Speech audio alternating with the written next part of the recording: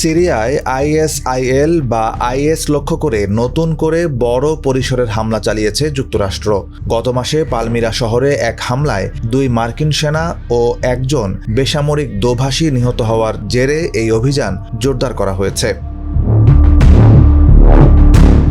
মার্কিন central command বা CENTCOM 10 জানুয়ারি এক বিবৃতিতে জানায়, গ্রিনিচ মান সময় সন্ধ্যা 5:30টার দিকে সিরিয়ার বিভিন্ন এলাকায় আইএসের একাধিক লক্ষ্যবস্তুতে হামলা চালানো হয়েছে। যুক্তরাষ্ট্রের সহযোগী বাহিনীর সদস্যরাও হামলাগুলোতে অংশ নেয়। তবে নির্দিষ্ট করে কোন কোন বাহিনী এতে যুক্ত ছিল তা স্পষ্ট করা হয়নি। সেন্টকম জানায়, আমাদের বার্তা স্পষ্ট, যদি আমাদের সেনাদের ক্ষতি করা হয়, আমরা পৃথিবীর যে কোনো প্রান্তেই হামলাকারীদের খুঁজে বের করে হত্যা করব।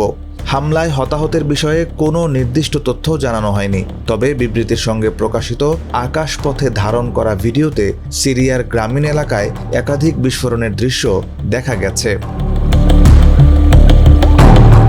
পালমিরায় গত 13 ডিসেম্বর এক বন্দুকধারীর হামলায় 2 মার্কিন সেনা ও 1 জন দোভাষী নিহত হন।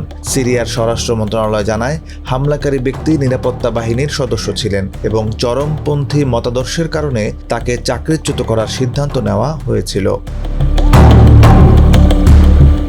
এই ঘটনার পর যুক্তরাষ্ট্র অপারেশন হক আই স্ট্রাইক নামে সিরিয়ায় অভিযান শুরু করে। 19 ডিসেম্বর চালানো প্রথম দফার হামলায় মধ্য সিরিয়ার অন্তত 70টি আইএস ঘাঁটি ও অস্ত্রভান্ডার লক্ষ্য করা হয়। পরে 30 ডিসেম্বর সেন্টকম জানায়, অভিযানের আওতায় প্রায় 25 জন আইএস সদস্য নিহত বা আটক হয়েছেন। দীর্ঘদিন ধরে কুর্দি নেতৃত্বাধীন সিরিয়ান ডেমোক্রেটিক ফোর্সেস এসডিএফ যুক্তরাষ্ট্রের প্রধান সহযোগী হলেও 2024 সালের ডিসেম্বরে সাবেক প্রেসিডেন্ট বাশার আল আসাদের ক্ষমতাচ্যুতির পর থেকে ওয়াশিংটন সিরিয়ার কেন্দ্রীয় সরকারের সঙ্গেও সমন্বয় বাড়িয়েছে।